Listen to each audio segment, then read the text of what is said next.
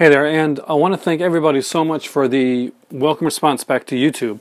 I got some great comments, and I'm going to comment and leave a written description, well, a typed description, down below on everybody's comment in the section. But just like I said I was going to start doing, I'm going to do like basically response and shoutouts to everybody basically that responded on my video. So hope you guys don't mind that.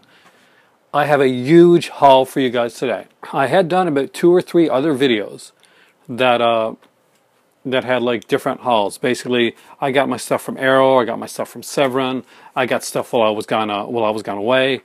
There was a massive amount of stuff that I had to show you guys. Now, some of the footage on those original videos were lost. So today we're doing an epic haul video. And I do think it's pretty epic. It's going to answer a couple questions that were asked on my comment section, and let you know just how eclectic my taste can be. So let's go to my YouTube creator here, look at the comment section, and I'll be able to respond kind of in real time. I brought my comment section up. I've been watching Scooby-Doo, the new movies, you know, the mystery ones with all the different guest stars, with my better half, because she's not feeling well, and Scooby-Doo is kind of her comfort show. So with all that being said, let's start. All right. So Mark Stewart. Mark is a really good commenter. He comments a lot on here. Said that he thinks 88 Films is releasing Sweet 16 soon. Yeah, they are actually. I'm actually actually released it today. Okay, that's one that I do really want. Can't afford it right now because I'm saving up for some stuff, but it is something that I do want. And he asked me, did I know that Paramount's releasing a Friday 13th box set of the 8 films that they own the rights to? Because you knew that I was disappointed when I missed out on the old Blu-ray set. That's going to be answered later on in this video. So that's kind of an answer there, Mark. And I'm going to give more response on which set I think is actually the superior set. And it may or may not be a surprise. Serial at Midnight. I just found and subscribed to this channel, by the way. So if you haven't seen like Serial at Midnight's channel, his channel is it's really cool. He does like movies, he does music, he does comics, he does like a bunch of stuff. And if you're not subscribed, if you like me and my stuff, I definitely suggest you subscribe to Serial at Midnight. He does more what I want to do with my channel. In actuality, he really, when he does his channel, and he described perfectly, just watch his introduction video, and he basically talks about the fact that his channel is kind of like, it's almost like a lifestyle for him. It's his lifestyle, it's his passion. And that's when, and if I'm asked, that's the thing, I drive home over and over again, and you guys got to be sick of hearing me say this, but if you got a channel, do it with your passion, do it with what you're passionate about.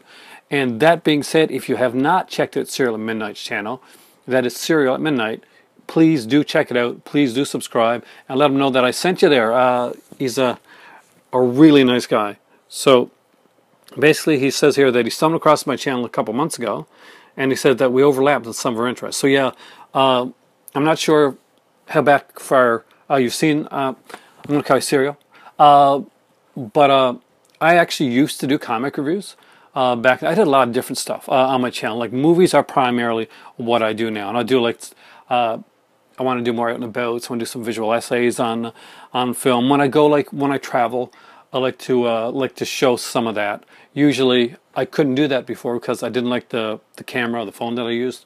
Now I've upgraded to the iPhone 8, and I'm actually really comfortable with that. So from here on out, it's a lot easier to take footage when I travel, and I use iMovie a lot, so that actually makes it really easy for me to incorporate it into my into the way that my channel is.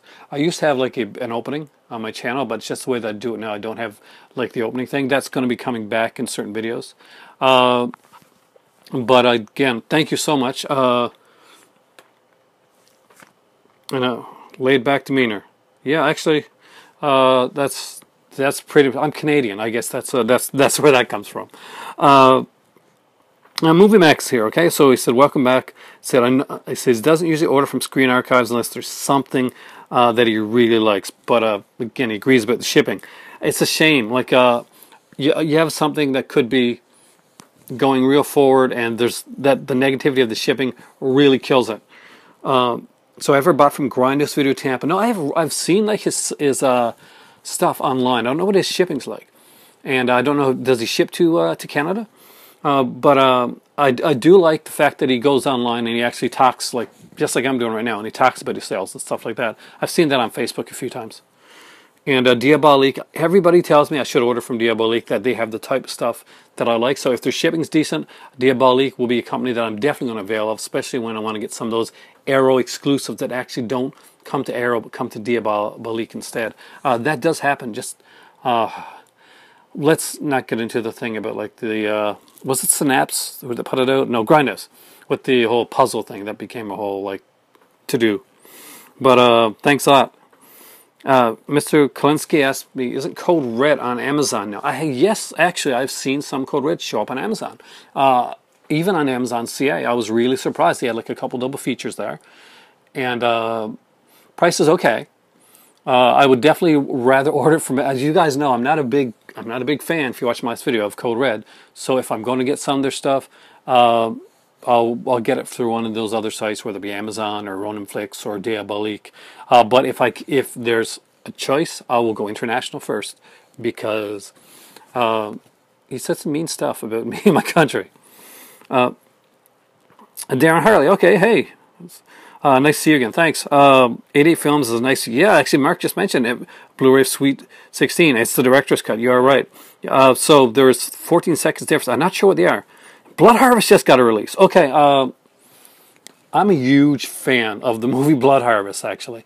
I had the DVD back in the day from Retro Media, that Fred Olin Ray's company, because I'm pretty sure they're the ones that put it out. There was a CD Plus that was closing down in Ottawa, and they had a big sale on Retro Media stuff. I bought almost all of their Retro Media stuff that was there. Unfortunately, when I moved back when I moved to Newfoundland from Ottawa, I couldn't take a lot of my stuff. Some of my stuff got stolen. Some of my stuff I had to let go of.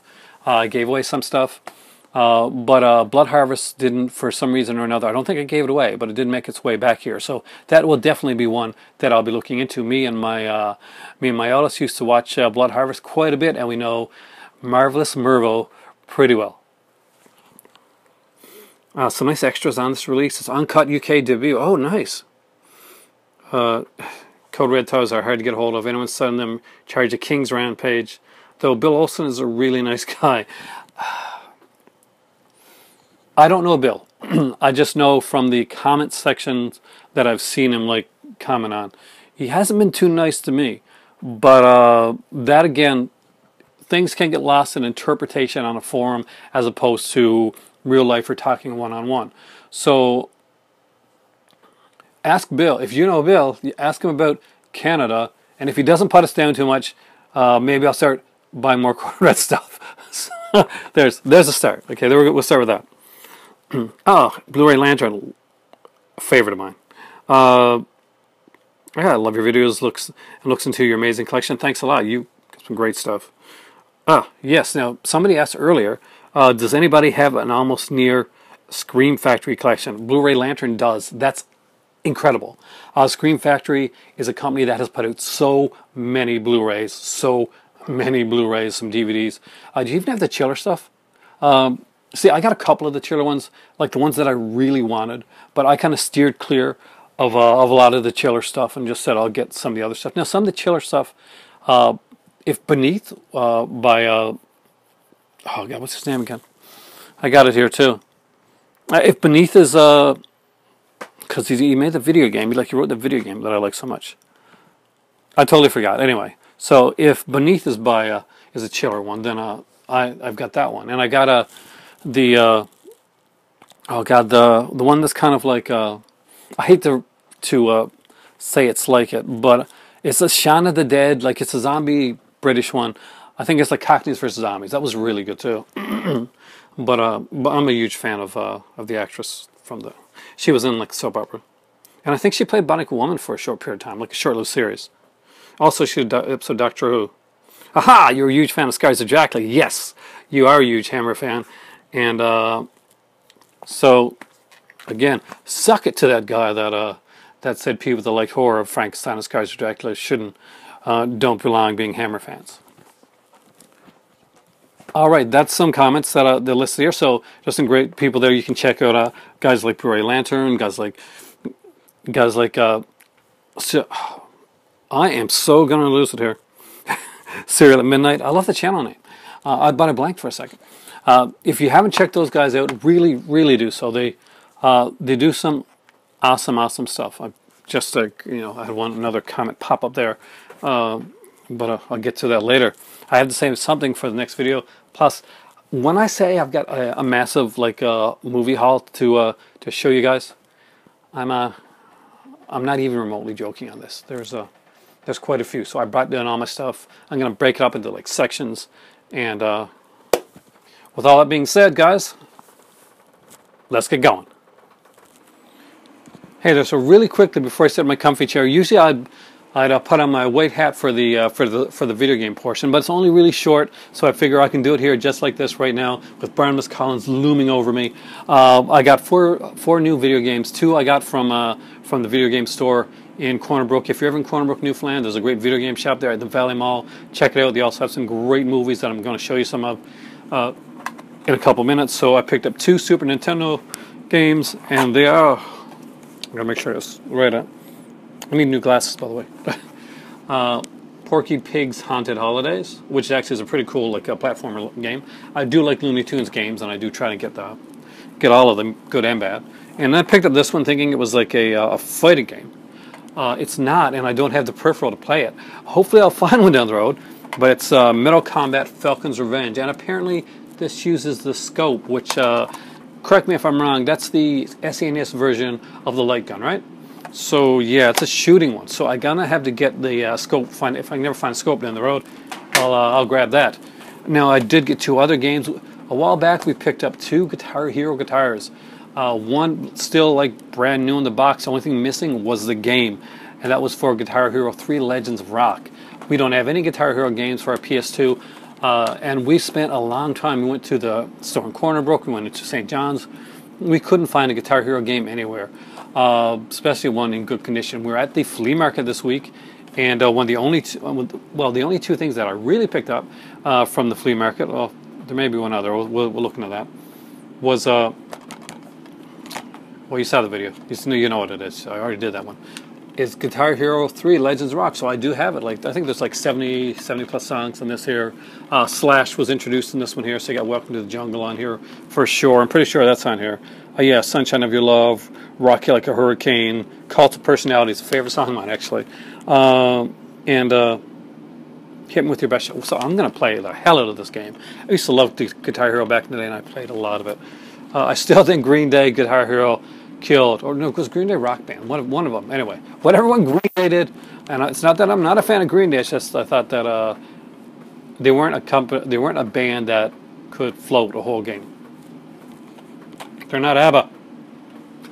Okay, and I grabbed this GameCube game as well. You don't find GameCube games for really cheap in the wild over here that much. And these games were I think they were 50 cents each. So I grabbed this one, and that is SpongeBob SquarePants Lights, Camera, Pants.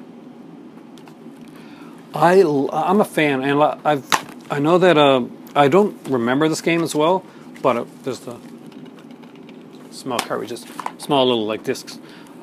I know that there's I think I'm not sure if it's Quest for Bikini Bottom, something like that. So one SpongeBob SquarePants game is a pretty damn good platformer, actually. It plays like another platformer. I don't remember it right now, but I'm sure if any of you guys there are into video games, you probably know exactly the game I'm talking about. But I will pick up any these type of games when I can. Adding to my game collection. But I know a lot of you guys are here for the movies and stuff, so let's start. Let's get to it. All right, I'm in my comfy chair. This is actually one of my favorite places to sit, and it makes it really nice and comfortable to do these videos. Anyway, I got some stuff from Corner Brook that I want to show you guys before I get into some stuff. And just so you know, I got some Severin stuff to show you guys. I got some Arrow Video stuff to show you guys. There's a lot of really cool stuff that I want to show you guys and talk about here tonight. But I did get some really cool stuff into Corner Brook at that video game movie shop that I keep talking to you guys about. If you are ever in Newfoundland, if you are go down to Corner Brook, definitely go to the Valley Mall, check that place out.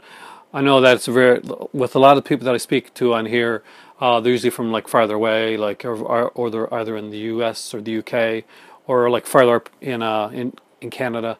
So I'm guessing not a lot of you guys get to Newfoundland, but if you ever do, that's a place to definitely check out, just to let you know. So I got a few really cool releases from them actually this time around. So I'll let you guys see what I got. So before that though, there's one other release I want to show you guys. My cousin Roger, who knows me better sometimes than I know myself, we grew up like, he's my cousin, but we grew up like brothers. We always were close, and he just knows my taste. He knows what I like. So when Christmas time came around this year, he said he got me a DVD. I didn't know what it could be, but I knew that I didn't have to worry. It was something that I didn't have even, and that I knew I'd like. Roger knows me and he knows me well, and it almost made me tear up because it's something that I watched as a kid. It was a TV series, it only lasted one season, but I really, really enjoyed it. It was a show that I really liked, and that is Starman. Now, if you're not familiar with Starman, it is a television series, and yes, it is based on the John Carpenter film. Actually, it's one of the John Carpenter films that you don't hear about. You hear about like Assault on Precinct 13, and They Live, and you hear about like Halloween, but not many people actually do talk about Starman. And the movie itself starred Jeff Bridges. It was a really good film. Now the TV series I liked it even better. I like Robert Hayes, of course, from Airplane. He's in this and playing his son, and this one is Christopher Barnes. Now, if you're not familiar with the name Christopher Barnes, if it has that kind of like a ring, like you may almost know what it is, but you're not quite sure, don't worry. Christopher Barnes was probably best known for his voice acting. He's acted in a lot of like different shows in the 80s and some in the 90s as well, but he's known for his 90s role playing, well, Peter Parker and Spider-Man in the 90s Fox cartoon show Spider-Man. And he knocked it out of the park with that. He was a great Spider-Man, and he's in this series as a kid. So if you've never seen him before, he's on the back of this, so I'll show you guys. He's the guy with that one right there. That's Robert Hayes, and yes, that is Janet Leigh. There actually is a few cool guest stars. The series went for one season. It had 22 episodes, and I never remember the name of the guy that played the bad guy. He's a character actor. He's here. I know it's here in the back. I'm not even going to pretend that I'm not looking for his name. There he is, Michael Cavanaugh. So Michael Cavanaugh, if you know him, he was in movies like The Haunting. Just look him up. As soon as you see a picture of Michael Cavanaugh, you're probably going to say, oh, it's that guy that I've seen in all those things. He's one of those actors, basically, we never remember the name, but you always know he put on a good performance. And he plays like the guy that's chasing after Robert Hayes, or the Starman. What does he call himself again? I can't remember. I'm just going to say Starman. I know that the son's name is Scott, because it says on the back, but we'll go with that. So, starting with the stuff that I got at Corner Brook now, the first thing that I picked up was this here. I used to have the first film from Anchor Bay, and I don't think Anchor Bay put out the other two. This was a trilogy, and I'm probably going to butcher the name of the director, but I'm going to say it anyway, and that's Nicholas Winding Refn. I hope that I got that right. Who, just look him up, he's made a lot of stuff. Trust me on that one. And it's the Pusher trilogy. I am a fan of these films. I'm a fan of the first film. Anyway, I really, really wanted to see the whole trilogy. So basically, each one deals with a different character. Now, in the first film, you got a guy that's got getting in trouble with this with this drug pusher, this drug kind of guy, and his story is told in the third. The drug guy's story is told in the third part of the trilogy. He's got a best friend, played by Mads Mikkelsen. Yeah, that's Hannibal himself there with a shaved head. His story is told in the second part of the trilogy. So each one of them gets their own like actual movie. Like, it's not like it wasn't a TV series or anything like that. These were 3 films that were made, and really am excited to have that. I want to sit down and watch it one night and just my better half is going to be going into town for a couple weeks. Unfortunately, at I think Sunday is her last stay here for 2 weeks, but so I'm gonna be doing a lot of watching around then. I'll do some filming as well. So you're gonna be where she puts my videos online, unless unless I make videos beforehand. Then there's that 2 week. There's gonna be another 2 week period where it's gonna be a blank, might be a blank slot from me. But I'm hoping to, as we work this out and work out our schedules and stuff like that, that I'll be able to get more videos out to you guys. I apologize that I haven't been able to put out more, because I really do love making these videos, and I love talking to each and every one of you, and nothing makes me feel happier than going online and like after posting a video and seeing like the comment section down below and being able to comment and talk to everybody, just and meet some great people and see out so many great channels that I get to check out. Just some awesome stuff. If you got it, again, if you got a channel like that you want to promote and you want me to talk about the channel, like ask me a question in the comment section, or make a statement in the comment section down below, mention your channel, and I'll definitely mention your channel here in this section. I'll check out your channel as well, and if it's something that I'm into, I definitely will subscribe to it. I'm got subscribed to a lot of channels, and I got a lot of interest, so you may be surprised with some of the stuff that I actually do like to watch. The only problem with that is that I get so many channels that I'll get backlogged, and I'll have to like watch certain ones in groups. And I've had friends that like, or people that I've known, that are like, "You're not watching my videos." I'm like, "I'm getting to them. I'm sorry. It takes a while." Yeah, that being said, I'm here to help and support any channels that are out there. If don't let yourself get frustrated. It can be frustrating sometimes on here. You're trying to reach out to people. You're putting all this effort and all this work, and you don't feel that you're getting out to the people that you should. I don't have like a large base, but the largest base in the world. But I would definitely be glad to let people know about your channel on here as well. So just a comment, a question down in the comment section down below is all that it takes, and you get to you get the shout out. You get it because you guys are awesome, because you're showing me new channels. So many great, fantastic people. Guys like Movie Mac, guys like Blu-ray Lantern, guys like Serial Midnight. Just, there's some awesome people on here. Mark Stewart. There's some of these have channels, some of these don't. You have to go find it yourself. Go find out. Look at my comment section. Go to the last video. Look at the comment section down below. Hit on their profile and find out if they got a channel. In the future, I'll be linking some channels down in the in my section when I'm doing actual legit just shout out videos. When I'm actually doing a shout out series, then and I've thought about doing like kind of a, if my internet was better here, if I was doing videos on a more regular basis, I would think about, and I did think about in the past actually highlighting a channel or two per video and kind of like shouting them out with links and stuff down below, and some and basically a talk on their channel and a couple of their videos. So that can still happen in the future. But for right now, leave a comment in the comment section down below. Let me know you've got a channel. I'll definitely make sure that your channel gets show passion. So will I for your channel. Let's get back to this. So I got the Peter Sellers collection. This is an Anchor base set. This is one that I used to have a long time ago.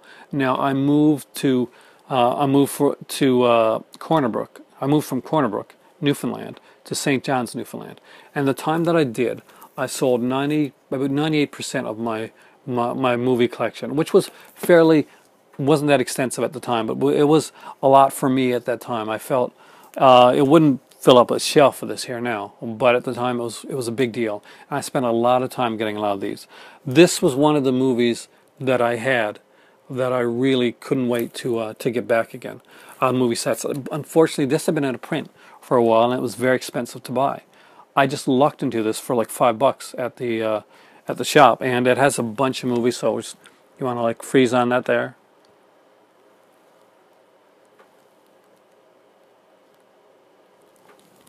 There's not a lot of features on these here, basically trailers, Peter Sellers bio, that type of thing, a print bio type thing. We got like the Carlton Brown of the FO, Smallest Show on Earth, I'm Alright Jack, Hoffman, that's more of a serious role for Peter Sellers, Heavens Above, and Two-Way Stretch. So it's a good, it's an earlier Peter Sellers. Some of these are actually earlier Peter Sellers set, but it gives you a good look at the range of Sellers, and he does have some incredible range with the films that he makes. So let you see that there's way more to Peter Sellers than just the Pink Panther. He's incredible. I'm a huge fan, and those movies were some of my favorites. And I also have the Jean Renoir set. Renoir, hope I got that right. And this is a 3-disc set. There's there's a bunch of movies on here though. The range is from 1925 all the way up to 1962. Plus there's a featurette, basically Jean Renoir, an auteur to remember. Blu-ray Lantern called me an auteur, so that's always a good thing. It's from Studio Canal. You open it up like this, and you can see on the inside. I'm actually amazed that this is still in place. So it's got Whirlpool of Fate from 1925, Nana from 1926. That was, Emile Zola's novel, of course. Charleston Parade here from 1927. 1928's The Little Match Girl. La Marseillaise. I'll probably butcher that. I'm just learning French now, by the way, guys. That's in 1938. The Doctor's Horrible Experiment in 1959. And that's kind of his take on Dr. Jekyll and Mr. Hyde, by the way. And 1962 is The Elusive Corporal. So definitely cool, worth checking out. I didn't even know this existed. Was super stoked to find it. And one of the coolest things that I found was this thing I'm about to share right now. When I got this was unopened, by the way. So this was factory sealed. It was $5. Every once in a while, the guy has some sets that he puts on his right on top, right on the glass counter, and he puts them on for amazing prices, amazing deals. I remember the last time I showed you guys the Land of the Lost set I got. I was really excited to get that, and I actually hit it myself. I can't blame the cats this time. So there we go, live without editing. This is a complete series. This is an expensive set. I cannot believe that I got this for $5. This is not everybody's bag, I guess, so Austin Powers will say, but this has nothing to do with Austin Powers. I don't know why I said that. But I did really like this. It's a really funny show. A lot of guest stars on it. And that is the Larry Sanders Show, the complete series. And this is the Shout Factory put this one out, right? Is it Shout Factory? Yeah. So Shout put this one out. You can see right there. And there's you can see there's Larry Sanders, of course, and kinds of characters, Hank. And I can't remember Rip Torn's character's name right now. But it's, in other words, if you're a fan of the Gary Shandling Show, then this was his take, kind of his a satirical take on late night television. A lot of people would show up, and there'd be a lot of guest stars. Because it was Larry Sanders Show was kind of a late night talk show, you get a lot of stars on there, and they'd be doing lampooning themselves, doing comical versions of themselves, doing kind of different stuff. David Duchovny plays a character that you're not sure if he's gay or not, if he's got a crush on Larry Sanders. It's really cool. It's really well done. A bunch of stuff. 60-page collector's booklet, making of, feature-length documentary. Gary Shandling and Judd Apatow. Guys, Judd Apatow was a big writer now. Actually worked on the show here. Great people in this cast. Bob Odenkirk was in this one here. Sarah Silverman, Scott Thompson from Kids in the Hall did a great job on this. Just an amazing show. Wallace Langham as well, who a lot of people know from CSI. But great stuff. Next up was a show that, again, reminds me of my cousin Raj, because we used to watch it. We were big fans of the character. And my cousin Raj can play keyboard. And actually can do a pretty damn good job of it. Here's the thing. We were very similar in certain ways growing up. Raj asked specifically for a keyboard. I asked for either a keyboard or a guitar. Because I wanted to be one of those, those douchey guys at parties that, here's a song that I just made. No. I did a little bit of guitar, didn't take to it as well. And to be honest with you, I didn't put the time into it. Then there was a guitar and there were girls. And girls went out. That's the truth of the matter. But we used to use the Casio to make little like short stories and stuff, and we used the effects and stuff. And one that we did was I would do the voice of, and if you've ever seen the actor in other things, maybe you'll get it. Maybe it's just that we're both Canadian and we have a similar sound certain times, is Matt Frewer. And I did Max Headroom. So I would do it, and for some reason when the Casio went through it, it would be a spot-on version of Max Headroom. I was much younger then as well. Maybe my voice was different. But I got Max Headroom, the complete series, again another Shout Factory one, for an amazing, amazing price. I think it was, this one was 10. I think I paid 10 for this one. I'm not going to lie to you. But that, again, that is a great price for the complete series. I'm so excited to, I haven't watched it yet. I want to watch it, but I'm really, really a big fan of it, and I kind of want to wait. I don't think it has the original. I don't see it here. I don't know if it has the original, like the ITV. I think it was ITV put out like the pilot, but it's the complete series. So it's got like the original, like the pilot Blip Verts episode that played here in North America, and it's uncut. I think this is the uncut one. So actually, really cool. I'm all 14 uncut episodes. So it didn't last a long time. It was a short period of time when we were getting a lot of dystopian future type of shows come on television. It was a great time for TV.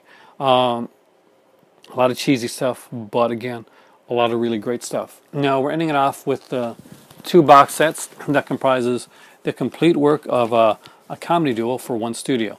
Hal Roach worked and did a lot of stuff with Laurel and Hardy. Now, Laurel and Hardy felt that at a certain point that they were not, I'm sure if they weren't getting enough money, they weren't getting enough creative control, they weren't getting, anyway, they wanted to go on. Roach thought they were locked into the contract, Laurel and Hardy weren't, and they took, pretty much, they could have went anywhere, and they took the offers and went to Fox. They made 6 movies for Fox. Some people consider it a lower point in Laurel and Hardy's career. I digress. I don't think so. What did I say? Anyway, actually, there's some of these that actually are really good. I don't think there's I don't find that there either Laurel and Hardy movie bad, because when they're left on their own accord, they can do some great stuff. But even their characters are just so fantastic, and they've transcended. And unfortunately, I don't think that Laurel and Hardy, of all the comedy duos out there, you hear all the time about, you still hear about Abbott and Costello, you hear about Three Stooges. They even got that horrible Three Stooges movie that I refuse to watch. I'm saying it's horrible, but I refuse to watch it. But Laurel and Hardy, I really did, they were so good. They're good silent. They're good when they did when they did talkies. They just did an amazing job. So they had both box sets there, and they ran about like $4 or $5 each. Both of these were sealed, by the way. I opened them up. And there is one, the Laurel and Hardy collection. And the films on this one here are Bullfighters, A Haunting We Will Go, and The Dancing Masters. Bullfighters was the last film that they would do for Fox. Fox canceled their B movie section. They did a bunch of B movies, like B horror, B comedy, and all that stuff. But Laurel and Hardy actually did really well. Apparently, Laurel and Hardy did well enough that Fox were willing to keep open like a section of their B movie studios specifically for them. Laurel and Hardy said no. They were actually just starting to get some really good control in their movies at the time from Fox, but they said nope, that was it. This other set here as the Jitterbugs, Great Guns, and The Big Noise. Is Great Guns or The Big Noise? One of them is their first.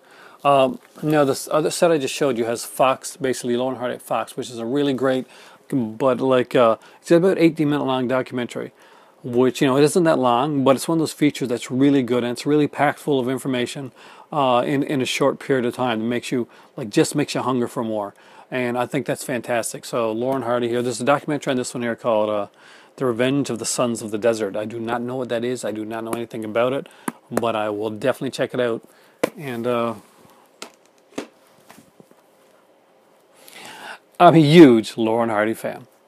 With that being said, you guys want to see some really cool stuff? I mean, this is really cool stuff. This is some amazingly cool stuff. We've run the gamut already, and we haven't even looked at the 4Ks or the Severins or the Arrows.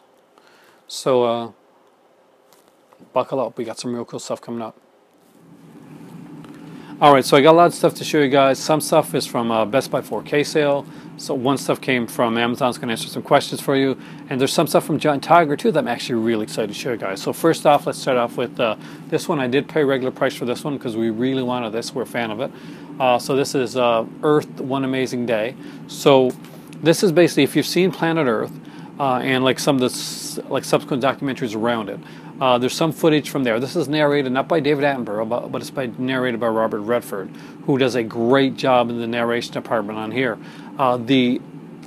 There is a Mandarin edition of it on here as well. That's narrated by Jackie Chan. So it makes me want to know Mandarin. I kind of want to just listen to it in Mandarin just to hear Jackie Chan.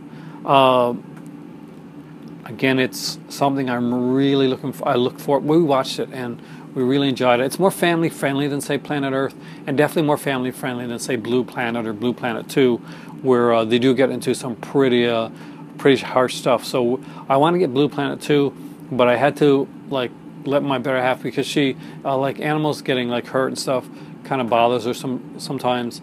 And spoiler alert for Blue Planet 2 if you don't want to know, you want to skip ahead a minute or two. But there's an episode where this mother whale, like her child passes away, but she can't. She takes the child. She can't let go. She can't accept the death.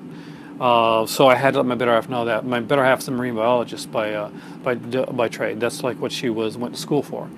She doesn't do that now, but that's her love. That's her passion.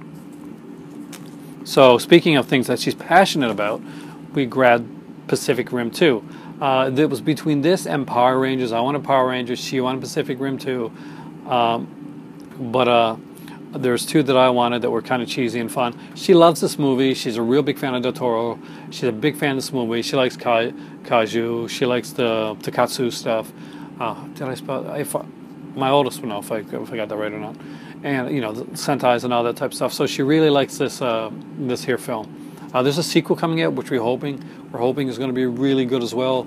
But Pacific Rim, really looking forward to watching that in 4K. This is our third edition of it. We got it in Blu-ray, 3D, Blu-ray 3D, and a Blu-ray with one of those like plastic cases of one of the Jaggers. They're called Jaggers, right? Jaggers, right? Yeah, Jaggers. Okay. I thought I forgot. I thought I got it wrong. So these two were right next to each other. So these are not two of my favorite films, but they're fun films. They're kind of fun, cheesy films. And in 4K, right next to each other. So I said, this has to be a sign.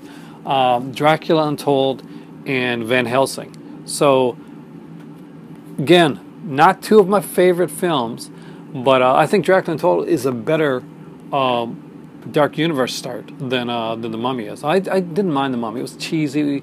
It wasn't the best. It was tonally imbalanced. But I had fun with it for what it was. I accepted The Mummy at what it was. I didn't expect anything big or huge from it. Dracula Untold, I liked this one. I thought they did a good job. It's Luke Evans in this, right? Luke Evans, I'm pretty sure it's Luke Evans. Yeah, Luke Evans, Dominic Cooper. Decent cast. If you haven't checked it out, I really do think it does deserve to be watched. So if you haven't seen it and you just heard like bad stuff about it, go in, open-minded. It's a fun little film. Same with this one here.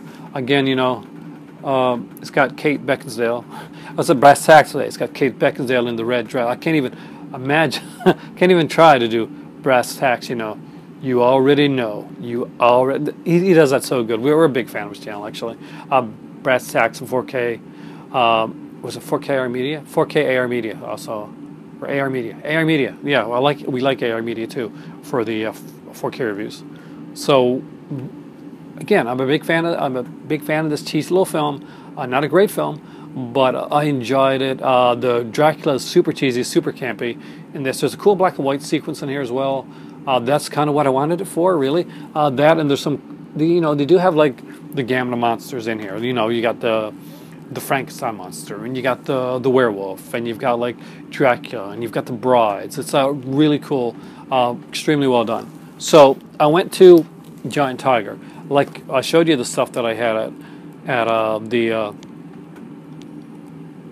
flea market. Brain blown for a second. And I went to Giant Tiger because it's right across the road from the flea market, and they had a new section of like a lot of TV shows and like movie sets and stuff like that, and Blu-ray and DVD. Now, there's a series that I'm very passionate about, and I will let you guys know right now. I'm definitely a Trekkie. I'm a big Star Trek fan. I have all 3 seasons of Star Trek on Blu-ray, and I think I've got them on DVD as well. At least got 2 or 3 of them on DVD in those special cases. I've got the white case Star Trek the animated series.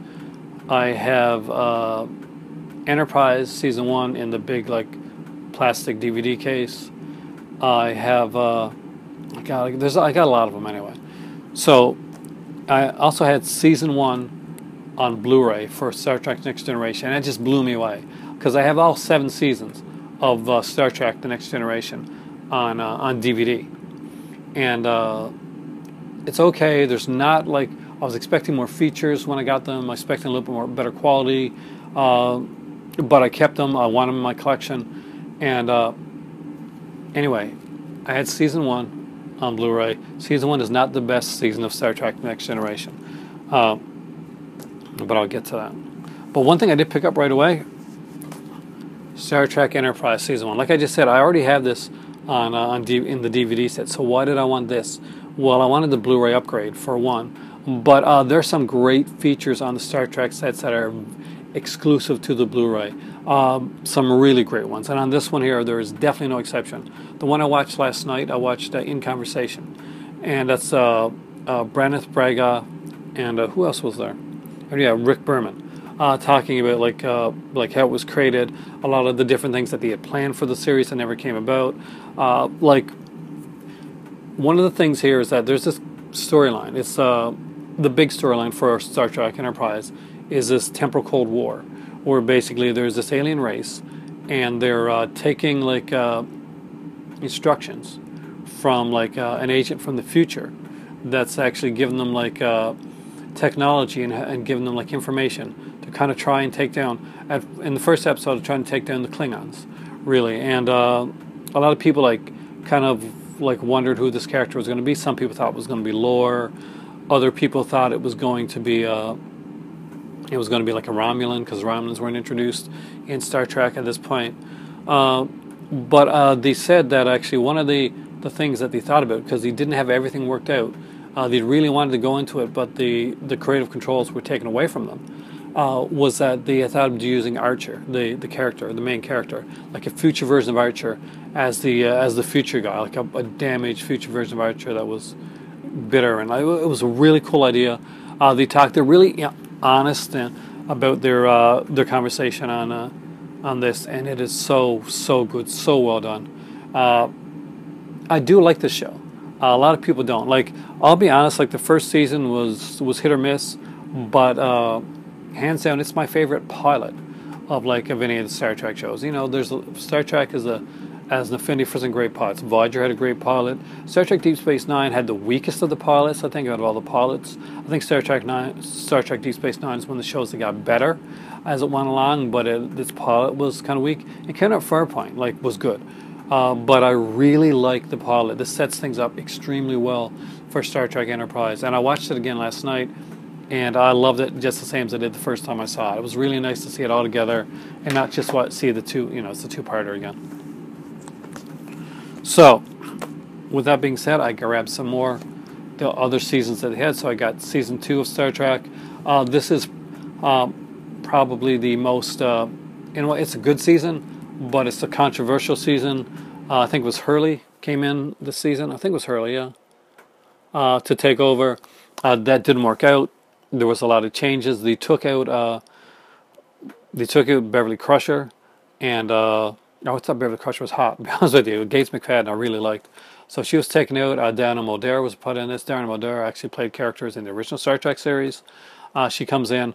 She knew coming in that she was only coming in for a one-season stint. She could tell the writing on the wall pretty much close to the beginning, and she was perfectly fine with it, apparently. But again, there's some great features on here. You know, extended episodes. There's like hour and a half long documentaries on it, making of, just some great stuff. And next is what I consider one of the two best seasons of Star Trek: The Next Generation, in my opinion. If you're a Star Trek fan or you're a Trekkie and you're watching this video, why don't you tell me what your favorite Star Trek: The Next Generation episode is, and also tell me what your favorite Star Trek series of all time is. And are you digging Discovery? Kind of digging Discovery, but I'm a few episodes behind, so don't spoil that for me. Just saying. So this is season 3. Season 3 is what I consider to be probably the best, one of the two best seasons of Star Trek: The Next Generation. There's two that I think are pretty much on par. But season 3 really knocks it out of the park. Like, we got like Survivor, Sins of the Father, The Offspring, and The Best of Both Worlds Part 1. Best of Both Worlds Part 1 is one of the great TV episodes of all time. If you're a Trek fan, even if you're not, watch Best of Both Worlds. Like, it's out on a Blu-ray on its own. I don't think it's that expensive, and it's done like almost like a movie. It's good to know the stuff, like, because it's a culmination that started in season 1, actually, when we first see the Borg, and because Q like shows them exactly how much they're not ready to go forward. But love the Borg. And the other season, which I consider to be the other best season of Star Trek: The Next Generation, is season 4. And season 4 starts the big Worf Klingon storyline. It also gives you the second part to Best of Both Worlds. There's also some other great ones on here as well. But I'm not going to go looking for them now. But there you go, guys. That's my stuff from John Tiger. And if you thought that's all, if you thought, yeah, that's pretty cool, but that's not the super cool, like the Lauren Hardy, Peter Sellers type of cool stuff. Or if you're here because you like genre stuff and you know you got a bit of taste of it, then there's more coming, much more. But I was asked a question, and I think I'd like to answer that now. So I was asked if I was interested in getting that Paramount Blu-ray set that came out for Friday the 13th, because I missed out on the tin set. The reason I wanted the tin set really bad because I'm a huge fan of Friday the 13th and I wanted to have them all on Blu-ray. Now, that being said, I am a huge fan of Paramount's Friday the 13th. Just to make that clear, I am not a huge fan of New Line's Friday the 13th. I don't think they knew what to do with the character. I don't think that they understood the character at all, and I don't think that they paid any real respect to that character of Jason Voorhees. I don't think they did a good job with it at all. And as much as Paramount hated it, as much as Paramount loathed the fact, then sometimes that this movie series made them so much money. They did it for 8 movies. And by far and large, aside from Part 8, and even that, it's kind of fun. They did some great stuff. For me, the first 5's great. Number 6 is fantastic, but it's the death knell of the series because, as fun as it is, it takes the scariness out of Jason completely. Brings him back when he shouldn't have. They should have went with the Tommy storyline, in my opinion, and not brought back a zombie Jason. I'm a big fan of like Part 6 and 7. I'm kind of a fan of Part 8 where they went with Ghost Jason. But Parts 1 and 4 with the Jason saga is just spot on.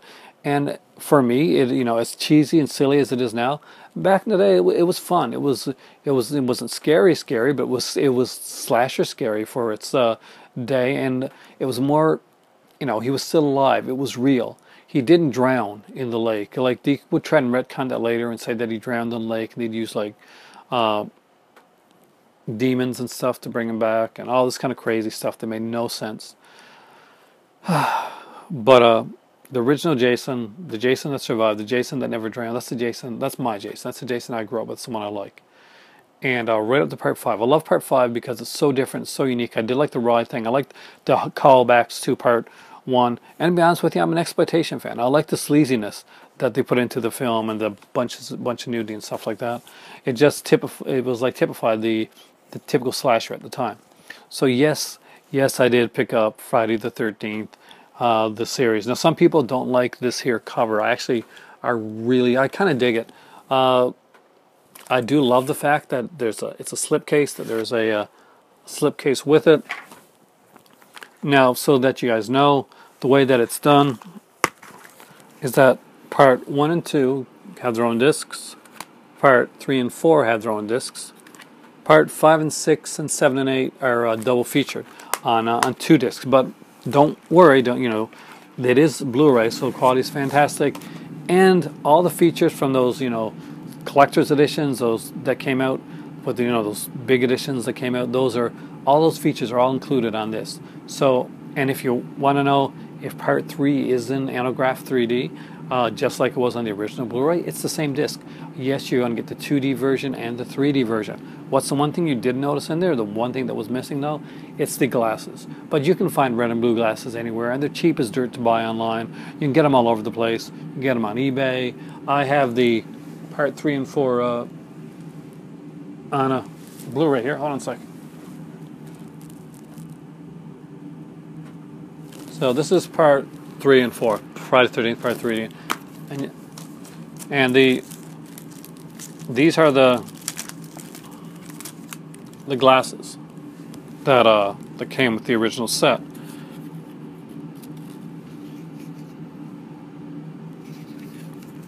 It's not the greatest 3D. It is Anograph 3D. Now, that being said, I saw Friday the 13th 3D in theater back in the day. I'm that old. And it was really great 3D in the theater. It was amazing 3D. I would love to see them do like a really good 3D edition of that. But I got a feeling that they'd mess it up anyway. That they'd do like the whole... I don't like depth 3D. I like that, come out at you type of, come out of the screen, very gimmicky type of 3D. That's my 3D. That's what I grew up with. That's the Jaws 3D. That's the Friday the 13th 3D. That's cool. Making it look like a painting that and there's different layers, that does nothing for me. So, where do you go? So why did I get it when I had 4 of them already? Because I wanted all 8 of them, and it was kind of expensive to get them. This here cost me, I think, $30, taxes and everything in, tax, shipping, and all that in. Amazon Prime. Gotta love it. So yeah, definitely had to pick that up. And yes, I'm a big fan of the Friday the 13th series. I have this. I got Crystal Lake Memories thanks to a good friend of mine, Opie. So there you go, guys. That's what I consider the ultimate Friday the 13th collection. I actually was talking about it with Matthew at Parsnip, and because it came out like I don't know if they delayed it in the United States or something, but they had it like put down twice. But it was the same set. I'm pretty sure because I know Paramount would not put out 2 sets. Paramount does not care enough about Friday the 13th to put out 2 sets. But it's great to finally have this on Blu-ray. This is the exact same cover that the DVD has. So just make sure that you got the Blu-ray edition if that's what you're looking for, because there is a DVD edition of this that looks pretty much spot on the same. And I'm not sure how the features go on the DVD edition, but if you can get it on Blu-ray, get the Blu-ray. I'll be right back, because I got some Severin to show you. I got some Arrow video to show you. I got a lot of really cool stuff left. And I got to do this before my voice goes. I think we're slowly working my way around this side of the room here. I thought you guys like to see this side here for a change. I usually kind of end up on the other side. Anyway, so Severin had a huge sale. They had a big Black Friday sale, and they anticipated 1,000 orders for their sale. Now, when the sale happened, they got over 5,000 orders. So they're a smaller company. They got deluged with orders, and they made some mistakes. I think they'd out and out admit that there were certain mistakes that were made. They had planned this this kind of promo where everybody would get like depending on what they bought, they would get like 3. We get either 1 DVD. It would just replace an order.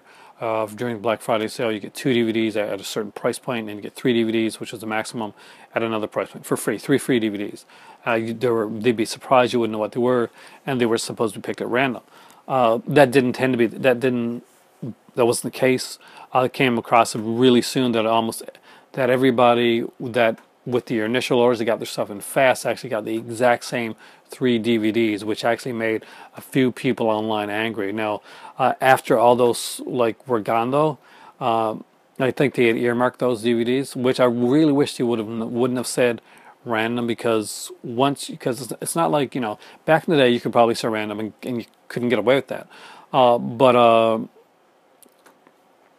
when you're online and you're talking and there's everybody's telling you I got this, this, and this, and that they've gotten the exact same thing that that other person got, that other person's gotten, and then later on you're finding people that can maybe order a little bit later, end up getting some bigger stuff that you'd kill for.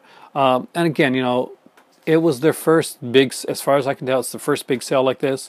I hold nothing, and the movies came extremely late.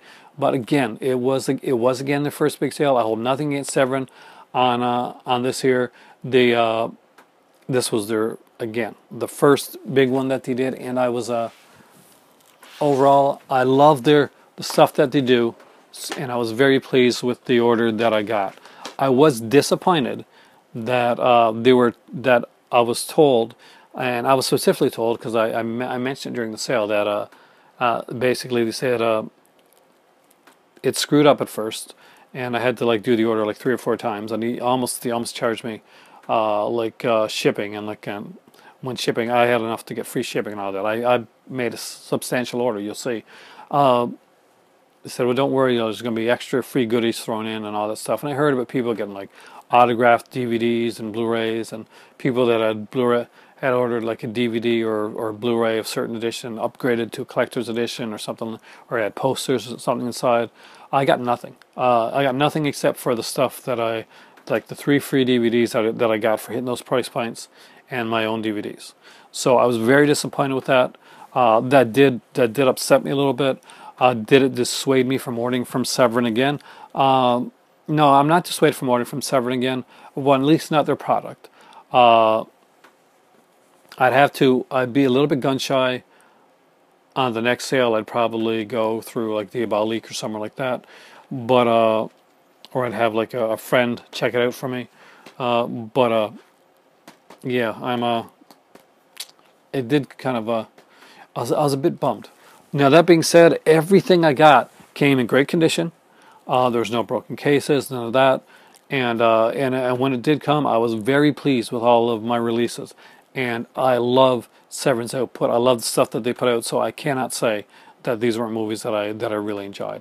That's where my father's Christmas present came from. So let's show you the 3 free ones first.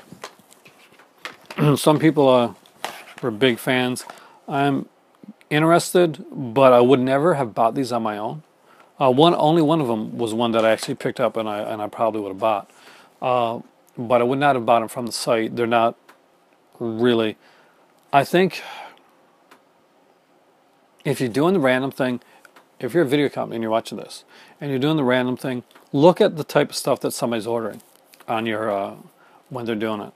Even if it's really kind of random, either make it completely random where nobody knows, and it's kind of like a jackpot lottery type thing on what you get, or just look at the type of stuff that they order. And if it doesn't make sense, if it does not look like something that's going to fall into the category of something that they'd order, you're probably not going to make some people happy with that. So first off is this movie here called Shopping. And Shopping is a film done by, who did this now? Paul Anderson. So, got a decent director here. A good cast too: Sadie Frost, Jude Law, Sean Pertwee, Marianne Faithfull, Sean Bean, and Jonathan Pryce. So again, a great cast. I do hate the cover. I think this is really, it screams 90s, cheap direct-to-video. And it may not be. I haven't seen this yet. I'm actually interested in this because of the cast. I would never have bought this. So I've never seen this. It might be a fantastic film. I don't know. But it's got a commentary with Paul W.S. Anderson and producer Jeremy Bolt. There's a featurette on there, and there's electronic press kit. I'm never big on those, but maybe there'll be something interesting in it. When was this one? It was 94. So yeah, it's a horrible cover. The plot looks interesting. So this may be one where it's this hidden gem that I just didn't know about.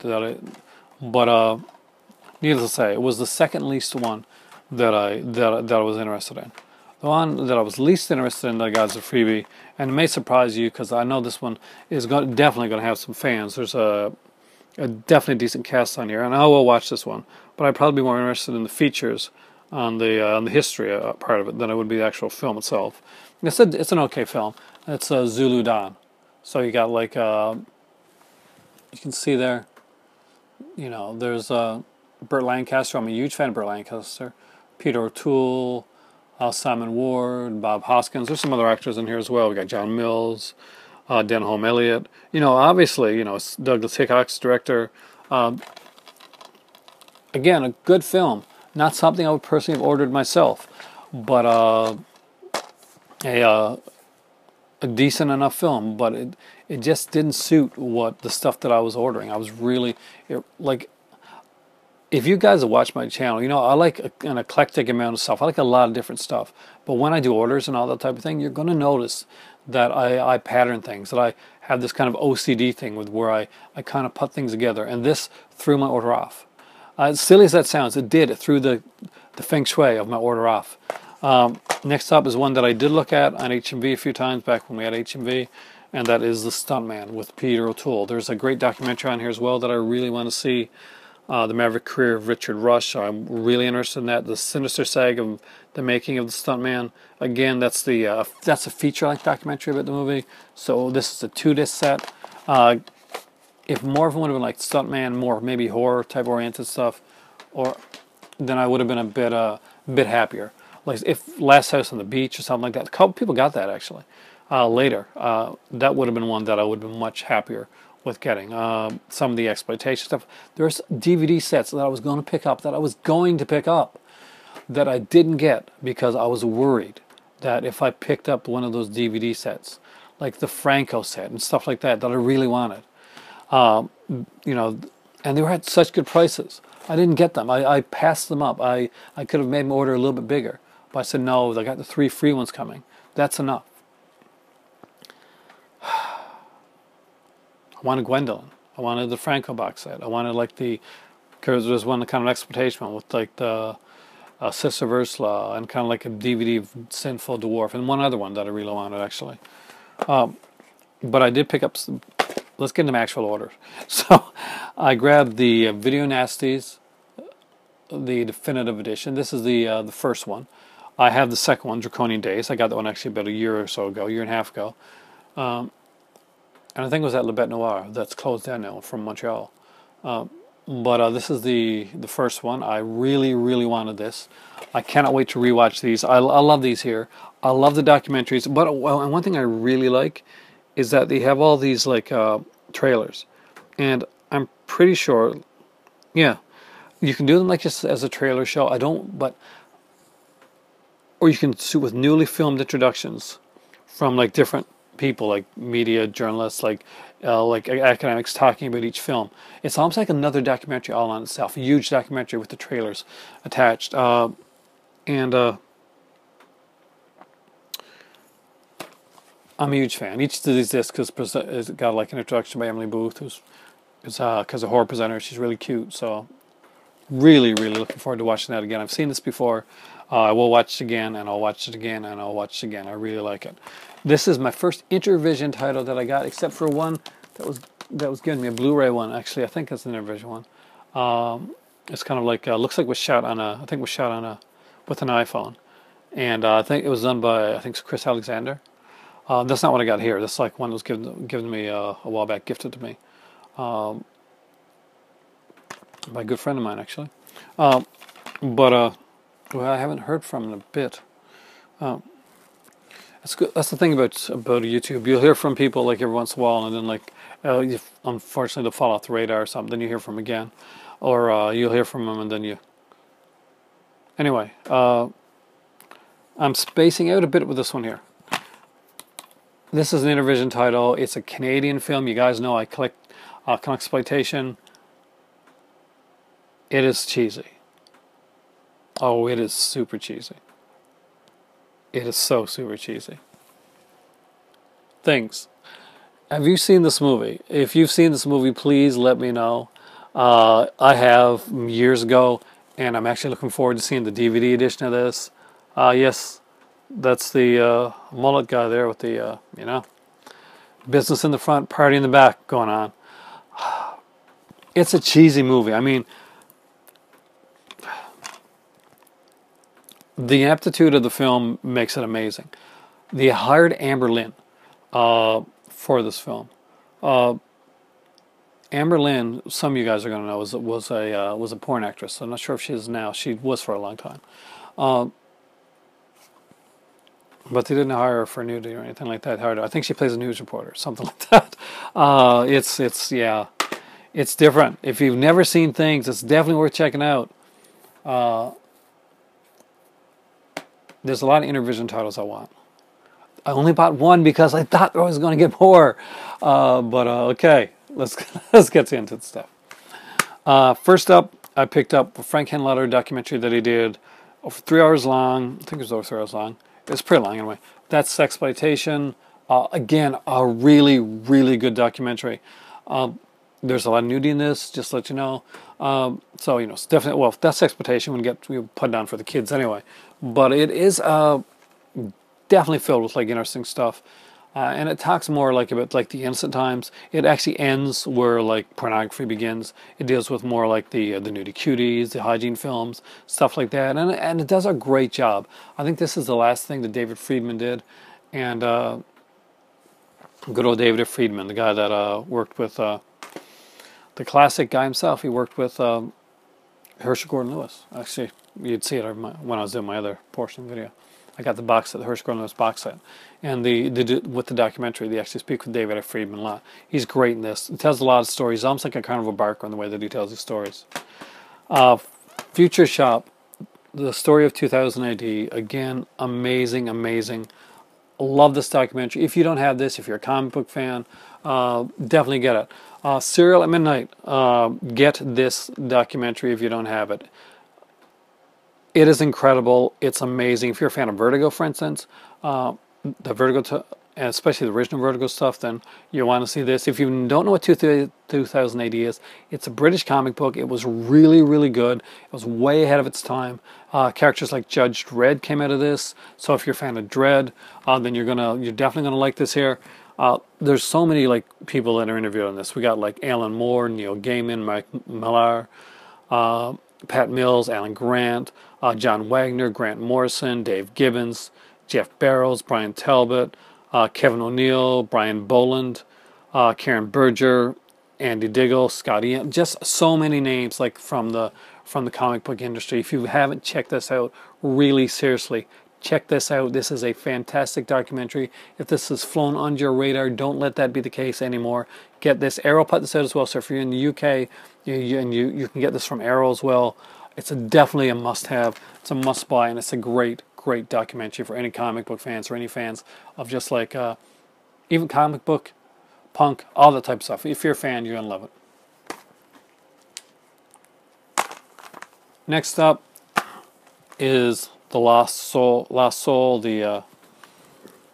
This is the Richard Stanley one. I love this one here.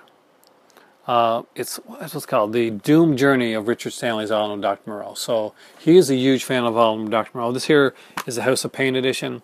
Maybe I should have ordered the edition lower than this, and he would have got me the House of Pain edition. Maybe would have got a bonus that way. But this is the one I got anyway. And again, Stanley does a great job with this one. It's a fantastic documentary. It's 100 minutes long. There's a bunch of features on here. There's extra interviews, outtakes, again with Richard Stanley, Graham Humphreys on here. There's commentaries there's commentary on the concept gallery.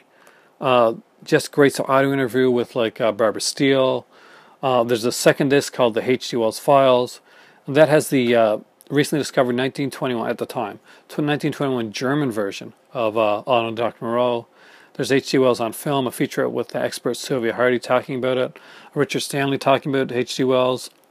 There's a third disc on this one, a bonus CD-ROM, and it's an audiobook. And it has the H.G. Wells, the Alan and Dr. Moreau, complete story, read by Richard Stanley. Great, great documentary. If you haven't seen this, check it out. It's up there. Like, Jodorowsky's Dune is one of my favorite documentaries.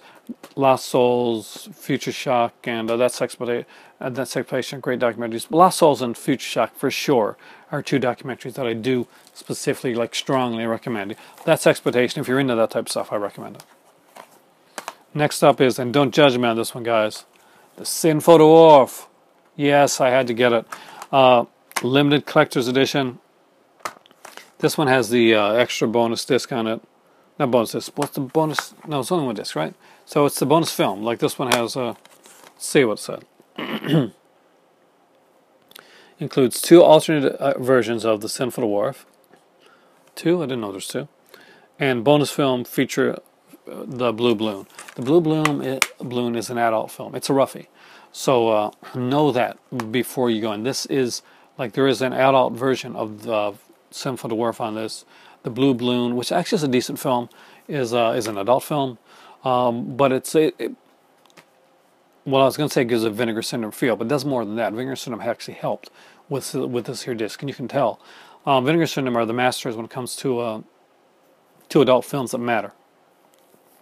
That, you know, in my opinion, basically the classic adult films. They put out a lot of them. And I will, like, go to bat, like, for some adult films. Like, you know, you may not like adult films, or maybe it's not the stuff, it's not the clip stuff today. They actually did have adult films with stories and plot lines, and I did enjoy some of those when I was growing up. And maybe I'm a little bit, like, blinded to that, but I love all cinema, all types of cinema, and learning about it, and that includes those. So just saying, just putting it out there. Speaking of all types of cinema that I like, Blackenstein. Not the best blaxploitation film, but it's a fun film. I did enjoy it. A lot of people will get this one for the history behind it. The writer-producer of this one, Frank R. What's his name? It says on here. I'm not going to pronounce this wrong, right? Saletri. Anyway, he was murdered, and they do actually talk about this in one of the featurettes on here. So. Looking forward to actually getting into that one. It's been a long time since I've seen this, so I may like this one a lot better now than when I originally saw it back a long time ago in VHS days. So I can't really give a good say this one is a great blaxploitation because it's been a long time since I've seen it. Kathy's Curse. This movie is another exploitation movie. It got a good release. I can't believe it. I mean, this one has been had crappy releases on like a bunch of like Mill Creek and Echo Bridge type things, but like I like a really like 50 movie things, stuff you find like this crappy, horrible edition of Kathy's Curse. This isn't that. This is a great remastered edition. It's got the director's cut and the alternate US release cut. We've got like a bunch of features on here, interviews, audio commentaries. Man, you're not gonna believe if you've seen like the old like kind of like the crappy version of Kathy's Curse. This is a revelation, much like watching like Prom Night or Curtains once you get to see them from Synapse. So this is a revelation for this film. It is a great edition, and they did a fantastic job on this one here. So if you haven't seen Kathy's Curse, definitely check it out.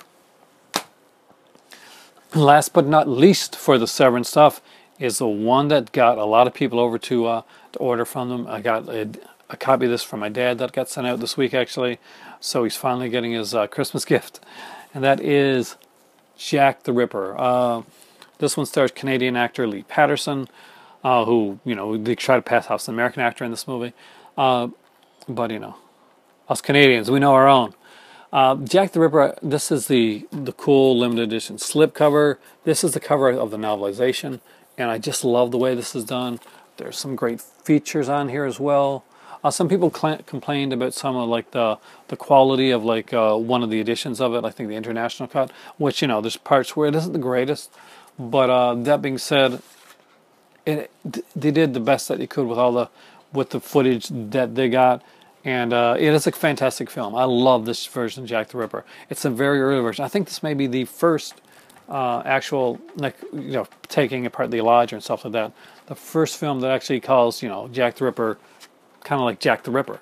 Now, you guys can let me know if that's not the case, but I think that's I think it is. I think it's the first like actual Jack the Ripper, right? The one that actually, you know, there'd be, you know, Study in Terror, Murder by Decree, a bunch of other ones down the road, but this was like, as far as I know, this is the OG, this is the original gangster one.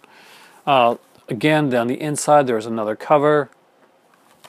And again, you can see the disc art here, different disc art. Again, there is yet another alternate artwork here. So they really went out their way. Now, they announced that there was some of these left, and they sold out rather quickly when they found there's a couple left over. They are releasing this without the international cut, and without the slipcase, coming up actually, and I think it's in April. But just keep looking back in Severin and see when it comes out. But even without the European version of it, the American version is a great version of it actually. The thing is, like with a lot of films, like if you ever watch the Mayor Bava ones, you're going to notice that a lot of the AIP stuff, a lot of the Mayor Bava stuff, when you watch like the European cut and the US cut, you're going to notice that they have a different score. Just like in this one, on the first disc, you're going to get the British cut and the US cut of the film. And the British cut is a completely different score than the US cut. Now, some people prefer one over the other, but a lot of people, especially in North America, they saw the movie at the drive-in, they saw it in the theater. They've only ever heard the American score. And the American score of the film, it leaves them with a really good feeling. It's something that they really, really enjoy. So hearing it again, like they'll listen to the British score and see the way the British cut was done, but to go through the American one to get the score that they remember, and to get that color scene, because there's a color sequence right at the end of Jack the Ripper that we're close to the end, that you're going to dig. It's just a cool little gimmicky thing, but I like the way it was done. I'll be right back because I know this seems like it's everything. I know this has been a long video. I know that it's been crazy long, and I've actually made some errors as I've been going through and talking and saying words and words coming out and formulating, but I'm having fun, and I'm having fun with you guys, so that's always a plus. Let's get to it and let's look at the last movies that I got tonight. That's my Arrow videos. By the way, the Severins and the Arrows that more recently came, those are Christmas gifts. Let's hope my my birthday gifts stay more on track, on time, because there's a couple I want to get, some indicator and stuff that I want. Yeah. Anyway, I'll be right back. All right, so I've got my Arrow stuff here as well. I finally got them. Apparently, my first order from Arrow got lost, and I did contact them. They were really great about it. They actually sent out my second order pretty quickly, and one of them they couldn't get. There was an error with the way that it was done, so they asked me if I wouldn't mind getting the North American edition of it, because there was a UK edition that was a limited edition. There was a North American edition as well. So it was the same movie. I had no problem with it. So we'll see that all here right now. So one thing I'm a bit bummed about is that one of the ones I got was the case was really damaged when I got it. I'm just glad that I finally got my order. It took a long time. I ordered these on Black Friday. I got this about a week ago now. So I got Return of the Killer Tomatoes. I love this movie. Now you can see the case damage there. So it's I like to get a new case for it. Again, that's Return of the Killer Tomatoes. It's got, it's the special edition. There's like a few features on here, not like a ton of features. But for Return of the Killer Tomatoes, that's got features. I'm really glad. This is my favorite of the Killer Tomatoes ones. I'm a huge fan of the Killer Tomatoes franchise, by the way. This one here, though, has George Clooney on it. I think it's got like Tony Stark too. No, not Iron Man, but there's an actor. So of course, the big actor for me on here is John Astin, who does a great job as Professor Gangrene. But no one beats FT. And if you know this movie, then you know FT is Fuzzy Tomato. And actually, my eldest has an FT, because there were dolls that were made of FT, big kind of plushy Fuzzy Tomatoes. So yes, there was franchise, because let's franchise the Killer Tomatoes. You should do that. Anyway, there's some great. This is a cool one. This is the sequel to the 1978 cult film Attack the Killer Tomatoes. They even kind of they use like stock footage from the original film. A lot of times that can seem cheap or not or doesn't work well. However, in this movie, it's suited. It works extremely well. They kind of parody a lot of things. They have the $1 movie. If you're a fan, like if you're my age or or older, then you're going to remember things like the $1 million movie and stuff like that. So this is the $1 movie thing. They kind of use that as like a it's neat. It's well done. There's a sequence in the film where the producer, the director, they run out of money, so they've suddenly got to put ads into the film. So there's like a bit of the film where they're going there and they're like, showing like their Dr. Pepper and all this. So it's really cool. If you haven't seen the Return of the Killer Tomatoes, definitely see it. Like it's in the there would be 2 more after this. I know the one's called Return of the Killer Tomatoes Take France or something like that, and there's another one. But at the time when it was done, the theme song, which is pretty much the Attack Killer Tomatoes retread with new lyrics, is like it's part 2 of only 2 parts. If it does well, there'll be a 3rd part. They're very honest about what they are. It's a fantastic little film. It does have like basically original mono audios on here as well. A new 2K restoration from the original film elements. We've got a brand new audio commentary with the director John DeBello, which is supposed to be really good. I haven't watched it yet. Hanging with Chad, a brand new interview with star Anthony Stark. Image gallery featuring rare behind-the-scenes stills, original theatrical trailer, TV spots, reversible sleeve, which I'm going to show you guys, and a newly commissioned artwork by Matthew Griffin, which is this stuff here. You want to see the original one? One you probably would have seen if you had gotten the Anchor Bay edition back in the day. And that's this. Isn't that awesome? I do not know which one to put it on. That's pretty cool, isn't it? I'm a huge fan of the Killer Tomatoes. I'm not going to lie. I love this series. And Return to Killer Tomatoes I've watched so many times. And because I got the original one, well, it's still out, I got the booklet as well. There's the girl. Because there's because the thing is that gangrene, spoiler alert, is like using tomatoes, which have been outlawed, to make like soldiers to take over the world with. But he's also made like this girl, and apparently you can use tomatoes to make girls as well. Which gets to there's a part in the movie where there's talking about like cheesy sexploitation films. It's called like Big Breasted Girls Go to the Beach and Take Their Tops Off. And seriously, and there's near the end of the movie there's a joke that plays into it with George Clooney's character, and definitely check it out. It's really, really, really funny. So which one to show you next out of these? I'm really excited about all these movies actually. Next up is another cheesy film that I just happen to really like, and it is super cheesy. I'm going to tell you that right now. When Horshack, Ron Palillo, the late Ron Palillo, is your stud in the film. Nothing against Ron Palillo, but that's it's not always a good sign. Just saying.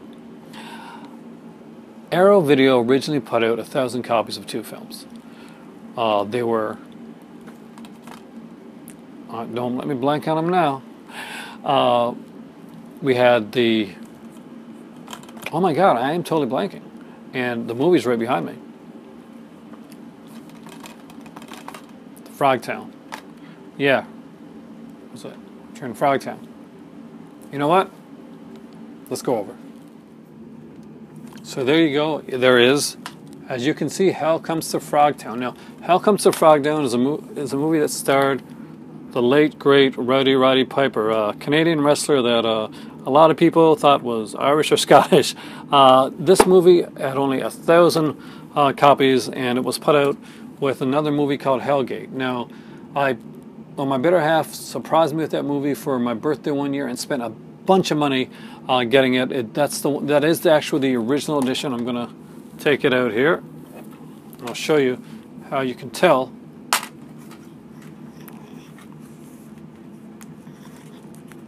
That is, you see this kind of booklet? Well, the original copies of Hellgate and Hell Comes to Frogtown both had like booklets with them. Now the re-releases don't. So that one costs a bit. And then, about a week after I received my copy, Arrow made an announcement that they had finally finagled the rights to do wide releases of the films. But you're asking, didn't that piss a lot of people off? Did that make me mad that these movies, a movie that I paid a bunch of money, well, my better half paid a bunch of money for to get me for my birthday, was getting a wide release? Was I upset about that? Not at all, because that meant more people can see Hell Comes to Frogtown on Blu-ray, and I really like that. Also, I'm not a big fan of scalpers. That's a well-known fact. So anything that puts like the screws to the scalpers a bit, okay with that. Really okay with that. So I finally got Hellgate. My better half tried for the longest time to get me this one. It was always $200. I couldn't find it anywhere under $200. So they finally put it out in a wide release. Damn straight I'm getting it. I've been wanting to see this one again for a long time. I remember a lot of people are going to remember it under this cover. This is the VHS cover that a lot of people have seen. No, I don't think that ever made it to DVD. Maybe it did, but I never ever saw this on DVD. I only saw like a VHS of this one. Again, like the booklet's not there from the first release. I'm okay with that. But there's like Road to Perdition, B-movie style, and extensive interview with Hellgate director William A. Levy, alien invasions, blaxploitation, and ghost-busting mayhem. Scholar, filmmaker, and fan artist Berger reflects on the intriguing career of William A. Levy. Video nasty Kenneth Howard of the Puppet Master series speaks about the direct-to-video horror boom that allowed Hellgate to become a classic of the cassette rental era. I am definitely watching those features as soon as I finish up this video, just so you know. That really interests me. I've forgotten that these features were on here. Even if I didn't want Hellgate itself, it's a pretty cheesy movie, but I do enjoy the cheesiness of it. I'm watching these features. I'm going upstairs and watching these features after this. Next up is a favorite of mine. And I say this a lot, but I say this with sincerity, and I say this with this one with a special sincerity. And that is Friedkin's To Live and Die in L.A. If any movie can sell you with a song, it's Wang Chung's song To Live and Die in L.A. I love that song. I listen to that song a lot. Let me put it to you this way. Before I come down into this movie library to make a video every time, to prepare myself to make the video, any video, To Live and Die in L.A. is the song I listen to. I find it, I just love the song. I find it inspiring. I don't know, it's a song from the 80s that I really, really like. It's one of my favorite songs of all time. I don't have the soundtrack to this. I really wish I did, actually. If I find it somewhere, I'll grab it sometime. But I mean, it's an amazing edition. Shout Factory put out their Shout Select edition of this as well. As you guys know, I'm a huge fan of Shout Select as well. But I wanted the Arrow edition. I love this cover. The features, I think, are exactly the same. If any of you guys got the Shout Select edition, just listen to me as I read out the features now and tell me if there are anything that's different. But I'm pretty sure they're the same. So basically, brand new 4K restoration from the original 35mm negative, supervised by director William Friedkin. There's like 5.1 and 2.0 stereo stereo sound. Optional English subtitles, which are very important. Audio commentary by director and co-writer William Friedkin. Taking a Chance, a brand new interview with William Peterson. Dr. Forday, a brand new interview with actor Dwyer Brown. Renaissance Woman in L.A., a brand new interview with Deborah Feuer. So in Phase, scoring To Live and Die in L.A., a brand new interview with composers Wang Chung. Wrong Way, the stunts of To Live and Die in L.A., a brand new interview with stunt coordinator Buddy Joe Hooker.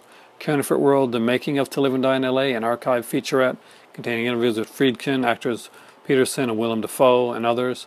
Alternate ending, deleted scenes, stills gallery, trailers, a radio spot, reversible sleeve featuring original and newly commissioned artwork by the Twins of Evil, who did this artwork right here, which I think is fantastic. The original artwork was what you're probably going to see on the Shout Select edition, I think. That is this here. Now, this one here also has a booklet, and it's actually a pretty substantial booklet. Hey, I got one of those cards, those, you know, This one's for We Are the Flesh. So again, another great booklet from Arrow. Runs about, what is it? We're in 30 pages, so pretty cool. I love booklets. I love the fact that in the UK, you get a lot more booklets where you get like, have you ever seen the Eureka booklets? They're huge. Indicators, booklets, Arrows booklets, and books that they put out. That's one thing that they don't do so much here in North America that I really wish they did. Mostly you'd see them on Criterion, and Criterion's ones have gotten down to like pathetic, paltry, like pull-out type of thing. But To Live and Die in LA is one of my favorite movies, and I really like this. I really love neo-noir as a genre. Next up, this is the one where I had to get the, basically couldn't find the UK release, so I got me the North American release. Exact same films, exact same features, and that is the limited edition set of Nakatsu Diamond Guys, and this is volume 1. I'm a big fan. Nakatsu was like a company in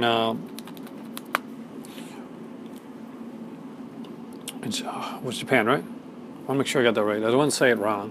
Get the wrong Asian country just watch. No, but it's a Japanese company, Nakatsu, the oldest film studio in Japan. So they had like kind of like a star system, and Nakatsu Diamond Guys. There's 3 movies in this set here. The first one is the one that I really wanted this for, and that is Voice Without a Shadow. It just got a really cool storyline to it. If you just check it out if you haven't. Then there's the Red Pier, which is another kind of cool one, and there's the Rambling Guitarist. And if I'm correct, I think the Rambling Guitarist had a series of films. So this is the first one in a series of like Rambling Guitarist films that were done. Basically, in a lot of these films here, you get like these kind of cool characters. And again, I got the booklet for this one, which is really cool. And I got in the book, The Night Evelyn Came from the Grave. Oh, they're putting that out, Came Out of the Grave. I really want that movie. So we got Nakatsu Diamond Guys. All 3 films are on Blu-ray. And I got 2 DVDs with the films on there as well. There's a featurette. There's a couple featurettes with Jasper Sharp, who is like a renowned expert in this type of cinema that are supposed to be amazing. So I cannot wait to watch those as well. Last but definitely not least is another limited edition. I knew that I did not want to miss out on this. A good friend of mine on both YouTube and Instagram is a guy named Lola's Basement. If you haven't checked him out, you really should. And one thing I can tell you right now is that his channel name is based off of a movie that he loves and that I love too, called The Loved Ones. So if you didn't pick up on that, there you go. Lola's Basement is from The Loved Ones, which is a really good movie. And if you like The Loved Ones, you're probably also going to like Devil's Candy, which is the newer one done by the guy that did The Loved Ones. Anyway, the reason I mentioned Lola's Basement is there's a extended documentary on the making of this film. Like, it's over 3 hours long, apparently. Lola's Basement shows up in this documentary. So, actually, as soon as I put this on Instagram, he messaged me and said, "Hey, I'm in the documentary on this one here." I was like, "That's cool. I got to see that." Evil Ed. Evil Ed is a horror comedy. It's a horror comedy of the gore type, much like Evil Ed 2 or Brain Dead. People compare it too strongly to those films, which I think makes it come off lesser sometimes. But I thought it was a really fun film. I really liked it back in the day. I'm not sure which version of it I've seen, but it was cool. It was gory. It was cheesy. It made fun of a lot of different films, and it was tongue through cheek. We'll go with that. And I really enjoyed it. So when they said this was going to come out as a limited edition, I knew it was one that I did have to pick up. And I missed out on it during the original sale. So when the sale came out, I knew that Evil Ed was one of the first ones I was putting on my list. I had originally planned to also put the Alfredo Garcia movie as well, which I didn't get, which I kind of regret. I wish I would have got that one too. So that's one. If I would have had one more in the order, I would have ordered the Bring the Head of Alfredo Garcia, which is, of course, is a Peckinpah film, and I'm a big fan of Peckinpah. Love his films anyway. But this one here is really cool. So there's a bunch of features. So we got the director's approved 3-disc limited edition. So we got 2 versions of the film here. We got the original stereo and 5.1 audio options. There's optional English subtitles for deaf and hard of hearing. Reversible sleeve featuring original and newly commissioned artwork by Graham Humphreys, who I really like. Collector's booklet featuring new writings on the film by horror journalist Michael Gingold. This 1 and 2 we got like the special edition cut, it's 99 minutes long, with an introduction by writer-director Anders Jacobson, editor Doc. You keep 'em heads rolling. Extensive making of documentary featuring interview with the cast and crew. Before it, a feature looking at the early filmmaking endeavors of the Evil Ed crew. Beyond it, the filmmaker discusses their careers following Evil Ed. Deleted scenes featurette, reconstructing Edward featurette looking at the preparation of the special edition cut. New scenes featurette, a closer look at the scenes that were added to the special edition cut. Trailers and teasers, image gallery, and disc 3 has the original cut, the limited edition exclusive. The original cut, 93 minutes of the film. Lost in Brainland, never before seen extended 3-hour making of the documentary. And a cast, crew interviews and bloopers. Interview bloopers. So lots of cool stuff on here. And again, we'll look at the other case that a lot of people are familiar with. I do like the new case better. Again, there's like a cool little edition. I remember this kind of creeped me out, actually. Still does a little bit. And of course, since I got the limited edition, I also got the booklet as well. So actually looking forward to watching that. It'll be a fun little watch. My better half won't watch with me, it'll be too gory for her. So there you go, guys. Again, I want to thank you all so much for watching my last video, for commenting on it. Any way that I can help out like the community. If you're a channel that's maybe you're hoping to up your viewership because some of the changes that YouTube made, or maybe you can hit hard because you're a horror channel or you deal with a lot of horror stuff and you just want to get your name out there a little bit more, give my channel a watch. Hopefully you like it.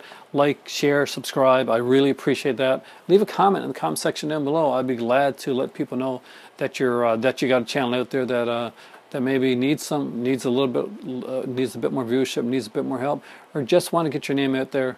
I'm always glad to do so when I'm making these videos. Thank you guys so much for watching. Thanks for joining me here in the movie library tonight. I think we really don't need to say what time it is right now because my throat is gone. This has been a long video, and guys, you know, I know, we both know. It's time for tea. Have a good night, guys, and again, I'm humbled by your comments, and thanks so much.